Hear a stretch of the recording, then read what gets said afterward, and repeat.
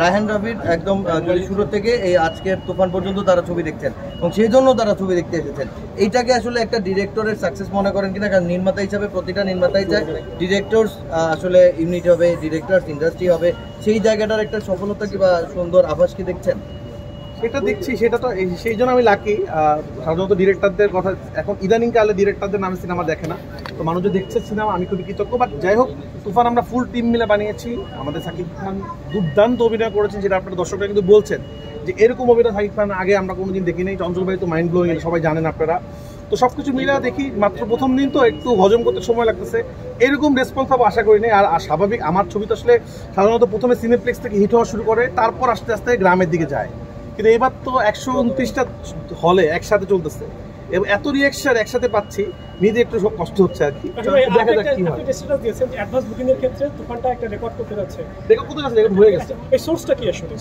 এটা কিভাবে বললেন? খুব সহজ, আপনারা পাবেন এটা অনলাইনে।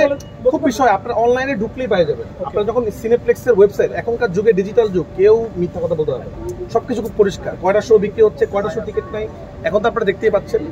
আজকের, কালকের, পরশু দিন, তারপরের দিনও টিকিট পাবেন। প্রথম দিনের হিসাবটা কি একটু বলবেন নাকি বলবেন না? হিসাবটা তো প্রডিউসার বলবে, এটা বলা যাবে না। কিন্তু রেকর্ড সংখ্যকটা বলতেছি না। কিন্তু সাধারণত কি হয়, আমাদের সিনেমা রিলিজ হওয়ার পর অ্যাডভান্স টিকিট বুকিং হয়, কিন্তু সিনেমার টিকিট ছাড়ার সাথে সাথে 4 দিনের টিকিট যখন বুক হয়ে যায়, এটা বাংলাদেশে আগে কখনো হয়।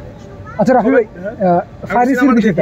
ফাইরেসির বিষয়টা আসলে চলে আসে, তা এই ফাইরেসি ঠেকাতে আপনারা কি ধরনের পদক্ষেপ নিয়েছেন? পদক্ষেপ নিয়েছি, আপনারা জানেন কতবার সুড়ঙ্গ যারা পাইরেসি করেছিল তাদের 4 বছরের জেল হয়ে যেতে পারে, তারা কোর্টে আছে।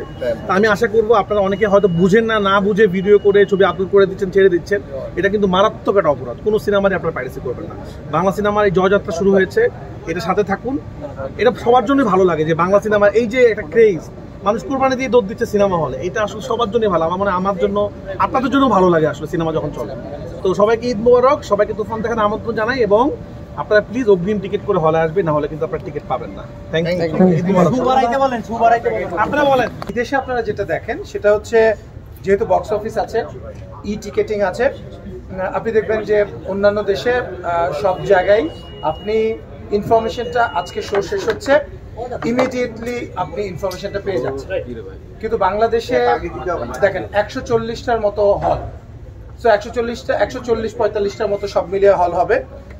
আমরা 129টা হলে আছি তুফান, এবং মাল্টিপ্লেক্সগুলো বাদে আমরা কিন্তু বাকিগুলোতে কিন্তু ই টিকেটিং নাই, এবং অন্যান্য হলগুলোতে আমরা রিপ্রেজেন্টেটিভ পাঠিয়ে এবং হল মালিকদের সাথে কথা বলে আমাদের সেই ডেটাগুলো কালেক্ট করতে হয়। সো আজকে ঈদ মাত্র শুরু হলো, এখন বাজে 6:30। আপনি জানেন যে কোরবানির ঈদের সময় তো এমনিতেই সবগুলো কোরবানি ঈদে আপনারা দেখবেন যে খুব একটা দর্শক হলে আসে না। সো রায়হান রাফি যেটা বলবার চেষ্টা করেছে, ওটার সাথে আমি একমত যে আমি গত কয়েক বছরে ঈদুল আজহায় এইভাবে করে দর্শকের ঢল সিনেমা হলে, এটা আমিও দেখিনি।